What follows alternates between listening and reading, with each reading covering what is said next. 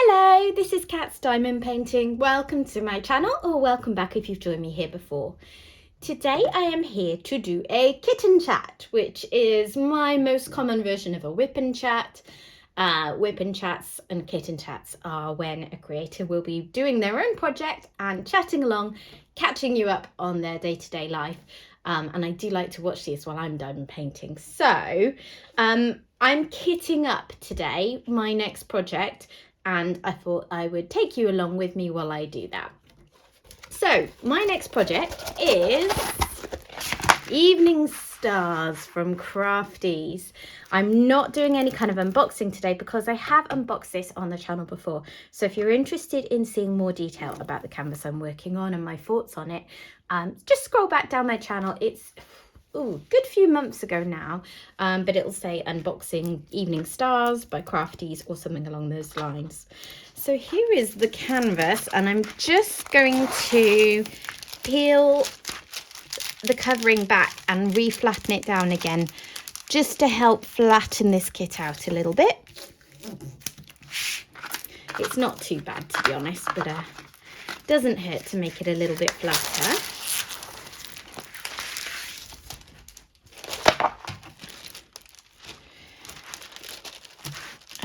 Okay,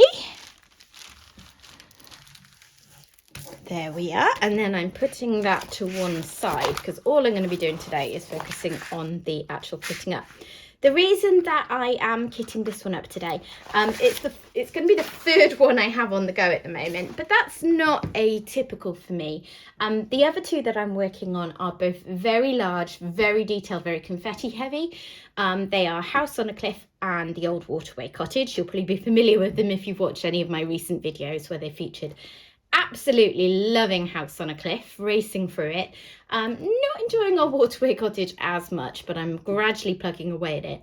But the way that I am with diamond painting, I like to just mix things up to keep things fresh. Even if a painting is one that I absolutely love, I tend to just feel a bit antsy and feel like I want to work on something different for a bit after a while. And both of those kits are squares and, as I said, large and detailed. So I thought it would be fun, just as a bit of a break, to pull out one of my smaller round kits that I have in my stash and work on that just for a bit of a change, and then go back to the others with a fresh mind.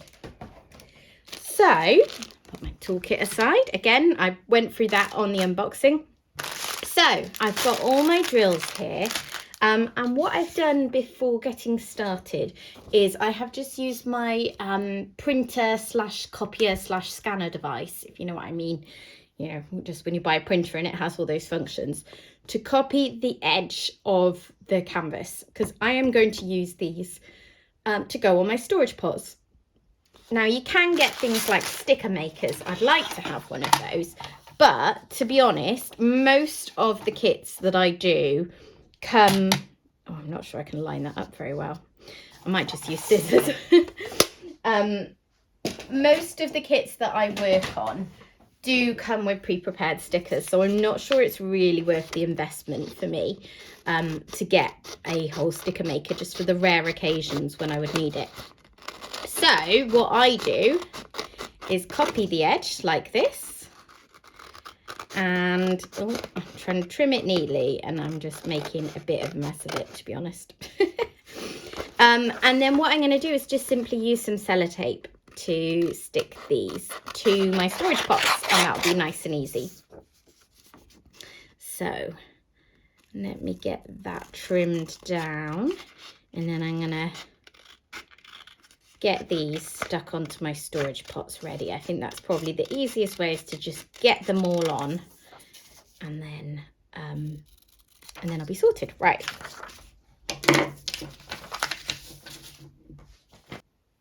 Okay, so we only have 26 colours in this kit. I don't often go for paintings with only a small number of colours, but it is pretty small. 55 by 35 centimetres, it says there. So yeah, it shouldn't be too bad. I tend to get a bit bored if I use the same colours over and over again, but I don't think that will happen on such a small one. This storage container I'm using today is this one. It's just a really sweet, convenient sized little one, and really nice pots that just open really smoothly. I enjoy working with those. So I'm going to get these stuck on there, and then I can get all my drills put in. So how is everyone? It feels a bit January-ish here. It's, what is it today? I think it's the 16th of January. So yeah, it's one of those weird months, isn't it? Actually, to be honest, we tend to have a lot of stuff on in January. So it's normally slightly weird that we're not bothered, if you know what I mean. Like, everyone around us is really sort of depressed with how January-like it is.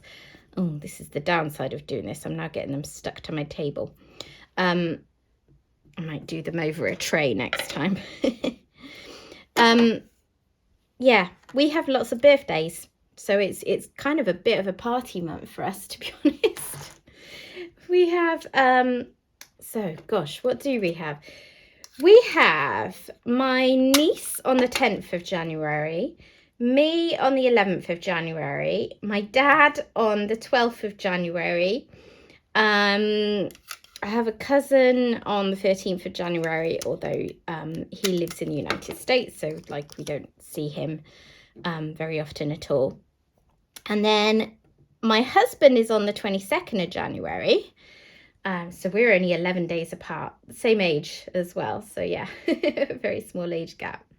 Oh, this is fillier than I hoped. And then I have another niece on the 28th of January.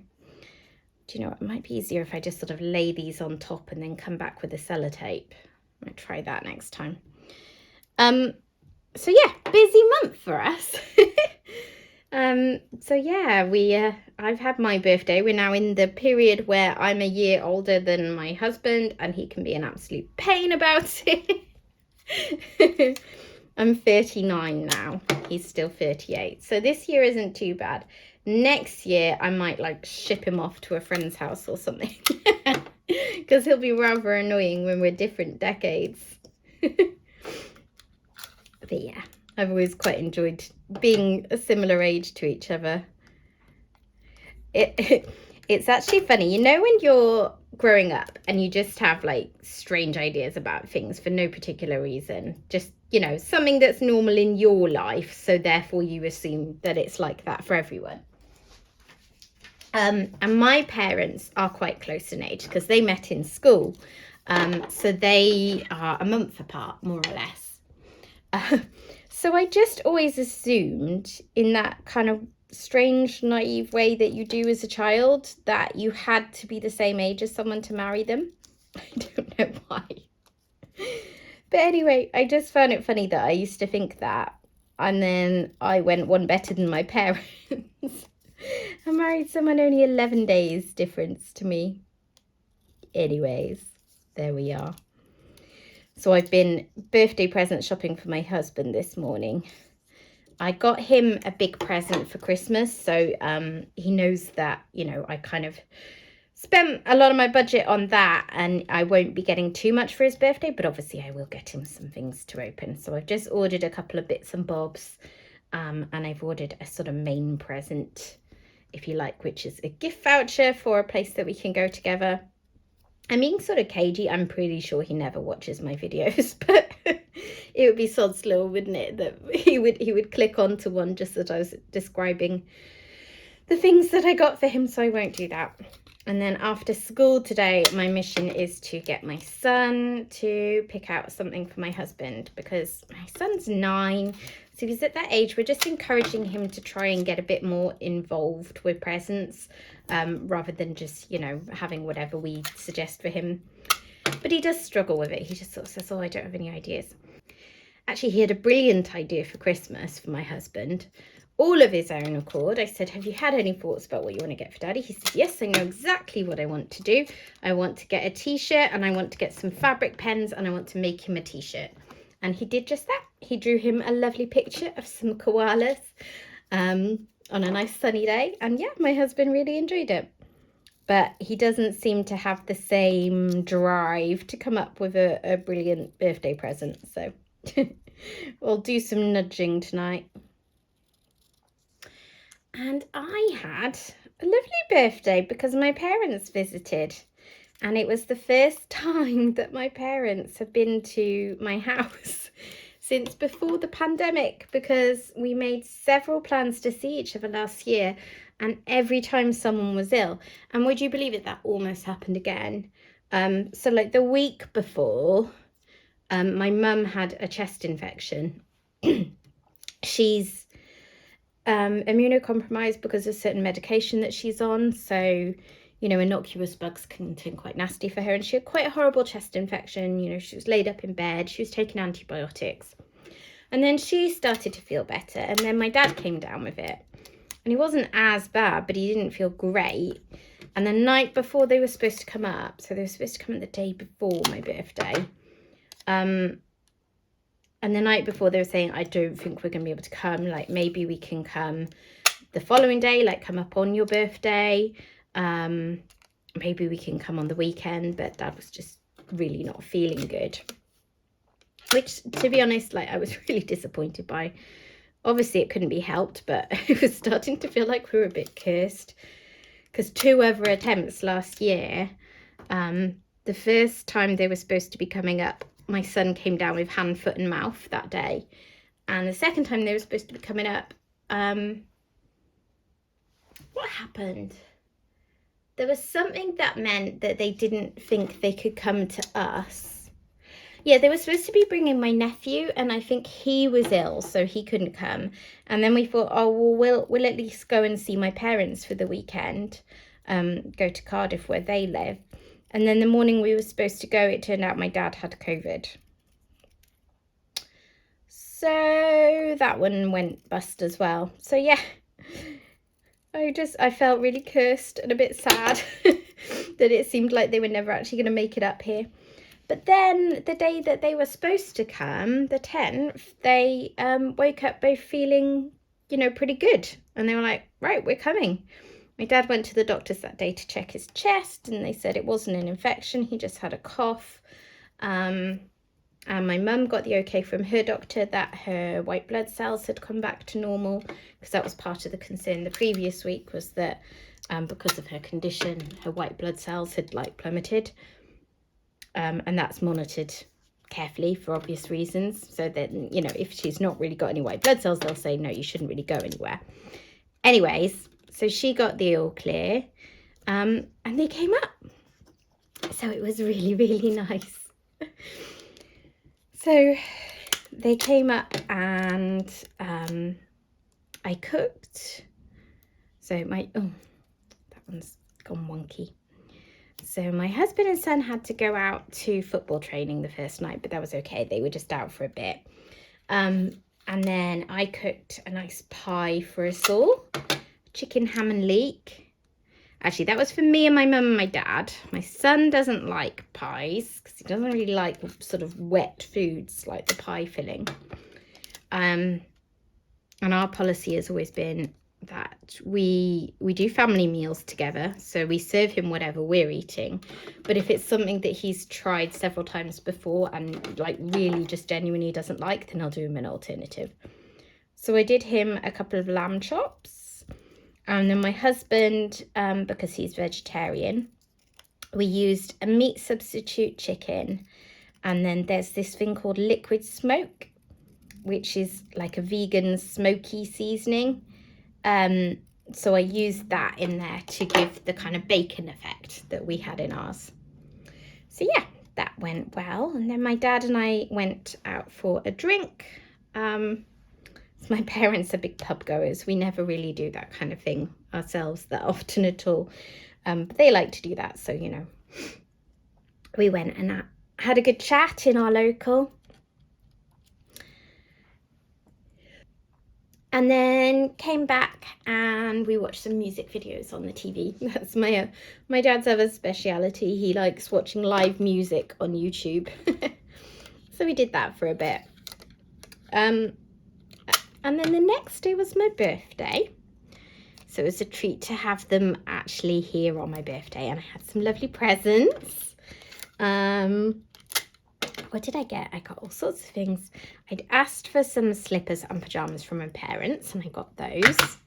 And I got a bit of money from them as well, which I used on a diamond painting pen. And I got some money from my in-laws, and then my husband and son, what did they get me? Oh, my son got me a squishmallow, which is a kind of cuddly toy type thing, and he's got them, and they're very squishable and huggable. So I always tease him by sort of picking up his and giving it a squidge and saying, oh, it's mine. So now he got me one. And my husband got me lots of bits and bobs. He got me like things like books and stuff like that. And he got me a subscription to a wine company called, what's it called? Something to do with pear, like Good Pear Day. And they really focus on pairing wines to your palate and to foods and that kind of thing. So you sort of fill in what your taste preferences are, and then they send you wines according to that. And there was another surprise that he got me that we haven't had yet. So yeah, there we are. These are all done. I will say they're not the clearest, the symbols under there. I might actually go over the tops with a biro, see if that helps. I wonder if Sharpie will work on here. That's a bit, I feel like a biro would be better. Unfortunately, the biro that I keep in my diamond painting pen pot for this kind of purpose has been nicked by one of my family members, so I need to go find another one. Right, let's give this a go and see if it works, and then if it does, I'll come back and do them afterwards. Well, it's an improvement. Makes it a bit clearer, so yeah, I will probably go over them afterwards. Okay. So, let's get stuck into this.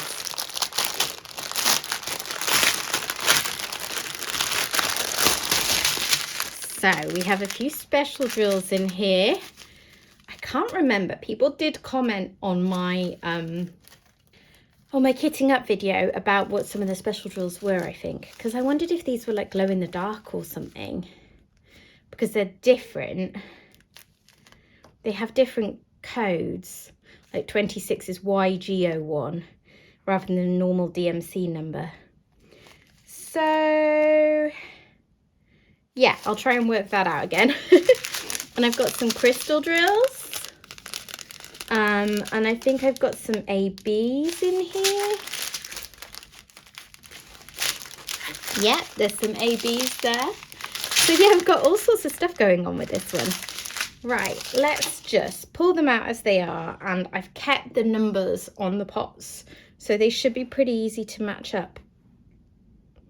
No, because that's not 39. Oh, okay, so these aren't in the same order.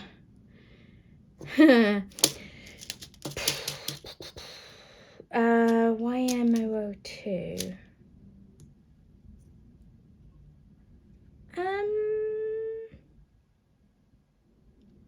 No, they all say YM002.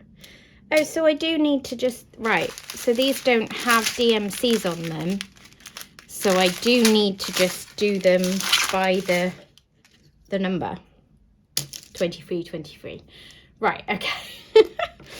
Ooh, got a bit stressed for a minute there. So yes, my birthday. Well, the first thing that I did on my birthday after opening presents and getting up was I went to a funeral. A friend's grandmother had died, and I wanted to go because I had met her grandmother, been to her house, so I wanted to pay my respects, but also just to be supportive of my friend. So I did that, and that was sort of out in the countryside a bit. So what we did was my parents drove me and my husband there, dropped us off. We went to the funeral. They went for a little drive around because they're quite happy doing that. They've lived in Oxfordshire before, you know, they're quite familiar with the countryside. Oh, God. I'm already spilling things. This is why I kit up over a tray, by the way, if you were wondering, because I know what I'm like. So yeah, they went off for a bit, and then they came back and picked us up. And then we had a plan to go walk by the canal and go to a tea room for a little light lunch. And we got there, and unfortunately the tea room was closed all of January for refurbishment. So that didn't work very well. So we went for a little walk down the canal anyway, which was very nice. My parents were sort of being nosy, trying to look in all the canal boats as we went past. We met a cat.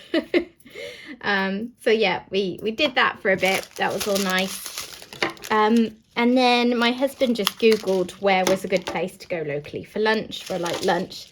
And he found somewhere that we went to, because it was, you know, highly Google reviewed. It turned out to be like a sort of franchise that was within the grounds of a residential home. So it was open to the public, but we were a little bit confused when we walked in there, because we felt like, you know, should we be here? Like, this is quite clearly part of a home. But it was fine, and, you know, it fit the bill. We had a nice light lunch there, which was exactly what we wanted, because we knew we were going out for dinner. So then we came home, had a little rest up. Both my parents had a snooze because we were up too late the night before. And then in the evening we went out for dinner, and it was sort of like a joint dinner for me and my dad, because, as I said, it was my dad's birthday the following day. So we talked a lot about what to do, whether to go out. I wouldn't have minded at all staying in, because neither of my parents were 100% well. Obviously, they were checking for COVID, and they were pretty convinced that it wasn't that. But my dad really wanted to go out, so at the end of the day, that's what we did. And we went to a French restaurant that I have not been to for years, but I absolutely love it. It's called the Pierre Victoire in Oxford. And yeah, I really like French food. I lived in France for a while as part of my degree. And we went on loads of family holidays to France, so I just love the style of cookery. So we went there. And it was lovely. It didn't work out quite as well as hoped, because my son wasn't very happy with the menu. He's generally a pretty good eater, you know. He's the kind of kid you can take to most restaurants and there'll be something to eat. They didn't really cater that much for kids there. So the kids' menu was like maybe 3 items, and 2 were ones that he just absolutely would not entertain. And the other was... like it said, like chicken breasts and green beans and chips. So we had that one, but he wasn't very keen because it sounded a bit boring. And then when it came, like, the chicken was really strongly flavoured. It was actually really strongly flavoured with garlic, and he loves garlic, and yet he found it too garlicky. So I think maybe they had misjudged kids' palates a bit, because he likes his garlic a lot more than the average kid. Anyway, I ordered a steak so that he could have some of that if needs be. But he didn't really like my steak either. I think by this point he just, yeah, the grumps had set in. So, yeah. Anyway, he was fine. And I had a Gravlax starter.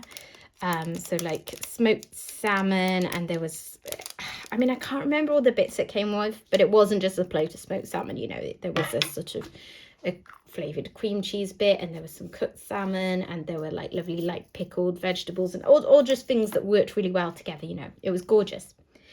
And then, like I said, I had a steak, ribeye steak with béarnaise sauce. Yummy, yummy. I love a béarnaise sauce. And then for dessert, I did not need a dessert, but I have a favourite dessert, and you don't often see it on a menu. So there is a law around these parts, and the law is, when there is banoffee pie on a dessert menu, Kat will have to have it. So yeah, I had no choice whatsoever. I had to have banoffee pie for dessert, and it was very nice.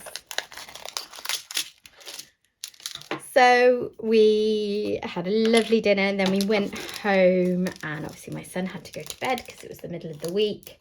was a school day. He's always been the kind of kid that doesn't need as much sleep as any book would tell you he should do. So, you know, he was fine to go out for dinner. Oh, that doesn't quite fit. Right, I'm going to put those spares in another of these spare pots because I don't think there's going to be any others that don't all fit in one. So I think that will be fine to do. Actually, shall I put it in like that so I know which one it is? That'll do. Just so I can't miss them in there. And then once he'd gone to sleep, we played some card games. We played Old Hell, which I explained in one of my recent videos. It's just like my favourite card game that you play with 4 people, and hardly anyone knows it. So whenever we're with my parents, I do like to take the opportunity to play it. And then we played one called Sevens, which is another one that I don't know I've played off with anyone else. So it's like some obscure one that my family knows. And we played 2 rounds of that and I won both. Woohoo! So yeah, the next day was my dad's birthday. So I gave him his present and then we went out for a bit of a brunch and then they headed off home. So yeah, we had a really lovely couple of days. Just what I needed. Trying not to be kind of gratuitous because a lot of people have had it an awful lot worse than me the past couple of years, but the last couple of birthdays have been a bit depressing with, you know, my 37th we were in lockdown. I was homeschooling. I hadn't seen my family in a really long time. Last year, I just don't really remember much about last year, so I'm guessing we just didn't do a huge amount. I think we just stayed at home and did our own thing, and it was probably a nice day, but I'm not like mad about birthdays. I don't need to make a big fuss, but I find it a bit depressing if we don't do something to mark the day. So yeah, we had a lovely one this year. But I start planning next year for our 40th now. God. Yeah, anyway. So that's been our busy January to date. I'm hoping that the rest of the month will feel a little bit quieter. Obviously, we've got my husband's birthday coming up on Sunday, and his parents will be visiting for that. But yeah, the rest of the time we'll probably be relaxing a fair amount. Obviously, my son is in school, but yeah. Actually, this weekend we just had was fairly quiet and relaxed. We were supposed to have football Saturday morning, but it got cancelled because of some sort of scheduling issue.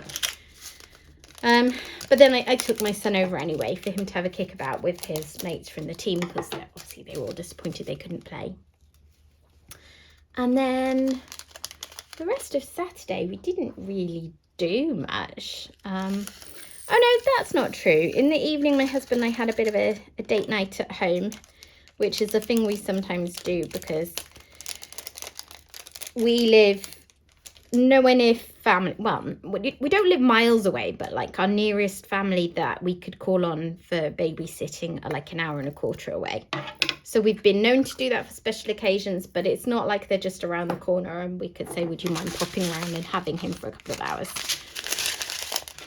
So what we sometimes do is just mark out an evening at home to just sort of be together intentionally, because we are big ones for just sort of doing our own thing. You know, I'm maybe diamond painting, watching something. My husband's maybe watching something else. And we might be in the same room and we'll chat, but we're not really like spending the evening together. So we have certain days that we mark out as evenings that we will just intentionally spend together. And we did that on Saturday. We had like an escape room type puzzle. Do you know what I mean by those? They're basically challenges that you have to solve. And this was a Christmas present that was bought for me. It was a bottle of wine trapped in a cage. And you had to solve the puzzle to get the padlock to open. And it was good. It took us probably about an hour and a half. Some of it was really hard and we had to look at clues. Some of it was all right. Like there were things that I could do, And often with these things, I enjoy doing them, but my husband does like 95% of the work. So it was good to be able to contribute. Some of it was maybe not pitched quite as well as it could have been because it was maybe more knowledge based. And I feel like with an escape room type puzzle, it should be things you can work out. Not, oh, there's 2 of 12. Maybe I will need another overflow one. Yeah, there shouldn't be things that you might just plain not know. But anyway, we got through all of that, freed the wine, and then we just sat and watched some Jane the Virgin together, which is a TV program we've been really enjoying, and chatting. In fact, we're only on series 3, nearing the end of series 3, and we just saw recently that it's leaving Netflix at the start of February. So we're rushing now to finish series 3. And then we'll have to buy series 4 and 5 on YouTube, which is really annoying. We would have got through it more quickly if we'd known it was leaving, but I'm always getting caught out by that. I sort of assume things will be on there forever and then they do disappear.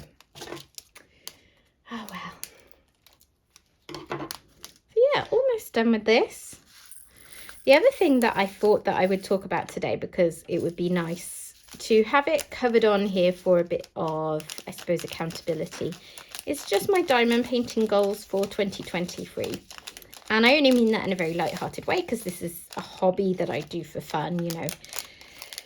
It doesn't matter whether I achieve my goals or not, but I think it's nice to have some things I'm working towards and thinking about. So there is a challenge on the Diamond Art Club VIP Facebook group, the 2023 challenge that I'm trying to do, and that incorporates some things like working on my oldest kit, working on a kit with no 310, working on a kit I buy this year. I haven't bought any from Diamond Art Club yet this year. Things like that. So that's one of the things I would like to do. But then more generally, so my main goals are things like reducing my stash a bit. So I've got about 70 kits from various companies. The majority are Diamond Art Club because obviously they are my favourite company, but they are from lots of different ones. And I feel that's too many for me. My storage is full. There are ones in there that I know I don't love as much as I did when I bought them. I think that one's just about done, isn't it? And it feels a little bit too unmanageable. It's like it's too many years worth of diamond painting that I've got all sewn up already, if you see what I mean. For me. I know that absolutely everyone feels differently about this. Some people think I'm insane for having 70. Some people have many multiples of that, and that's fine. This is just me. So what I would like to do is through destashing, giving some kits away, like some of my older ones that I bought at the start that I'm not so keen on anymore, I'm going to give to a friend. Working on kits, obviously, and just trying not to buy as many. I would like to get my stash under 50. And then I'm happy with that. I think 40 to 50 is probably about ideal for me because I like having lots of choice about what I'm going to work on next. And I also just think things like, you know, with the economy and prices, it's very expensive buying diamond paintings from abroad, which is mostly what I do. So if circumstances change and I can't buy anymore, which is a distinct possibility, then I want to have plenty in. So yeah, try and get the stash below 50 and keep it that way. Some other things I thought about then are I want to complete a mystery kit. I have, I think, maybe 4 at the moment in my stash, Diamond Art Club mystery kits, although one of those I do intend to destash.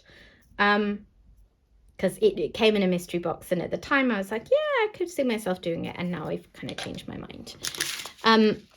So I've got those, and I would really like to do at least one of those, because I think at the moment I'm buying them when I know I like the artwork, but then I feel slightly intimidated by them, so I need to get going on one to kind of get over that hump. And I think that will probably be the abstract mystery kit that I am unboxed recently. I think that's the one that I have in mind to start with because it's a bit smaller. I love the colours, I love the design, and I think that would be a good starting place. I want to try more kits from different companies. As I say, I do have kits from various different companies in my stash. You know, I've got Craftably, I've got Diamond Shop, I've got this Crafties that I'm starting, so this counts. I've got some Dreamer Designs, I've got Diamond Art Studio UK, I've got the one with the diamond art, and I'm not getting round to many of them because I'm, you know, a little bit obsessed with the Diamond Art Club quality, but they're not the be all and end all as good as they are. I want to still be open to trying other things. So I would love to try kits from all those other ones that I have in my stash this year. And if there are any other good licensed companies out there that have artwork that I like, you know, maybe they'll join the party. If they are affordable to me, because unfortunately a lot of smaller companies in the US that do diamond paintings, if you're buying internationally, the shipping costs are just humongous. Whereas one of the reasons I like buying from places like Diamond Art Club and Dreamer Designs is they're big enough that they have deals with the shipping companies, so you don't pay an extreme amount to buy from there. Like, in fact, you get free shipping over a certain amount. Anyway, I would like to increase my multi-placer size. I now with a 7-placer, it would be great to be able to do a 10-placer just because it means paintings that I like that have a lot of colour blocking are an option for me. Whereas now I would avoid those because I know I'd find them too dull. I'd like to get a custom done, maybe of my favourite place in the world in West Wales, our family caravan that we go to every year, maybe of my cat. So we'll see. So if you have any suggestions for where you've got customs from that are really good quality, really good square drills, clear canvas, all of that, then do let me know. And of course, good rendering. So yeah, those things, and doing some of the oldest paintings in my stash, just freshening things up, you know, clearing out things that have been there a long time if I still do want to do them. And getting it to a point where if a new painting comes out that I really want to buy, I don't feel guilty about buying it because my stash isn't out of control. So yeah, those are my plans. What are yours? Do you have goals for diamond painting or for your other hobbies? Oh, I know something else I want to do. I want to try paint my numbers. I've been eyeing up some lovely Carla Gerard, who's the artist that's done this painting, paint my numbers on Crafties. And I think that might be something my husband and I could have a go at together, whereas he's not interested in diamond painting. So that would be fun. Okay, well, thank you for keeping me company today. I'm going to go over these with a pen now and try and make them a bit easier to read because this sort of cloudy sellotape has made them not very clear at all. But I'm not going to do that on camera because apart from anything, I'll probably go wonky and do it wrong. But yeah. As I say, thank you for joining me today, and I will see you again soon. Bye!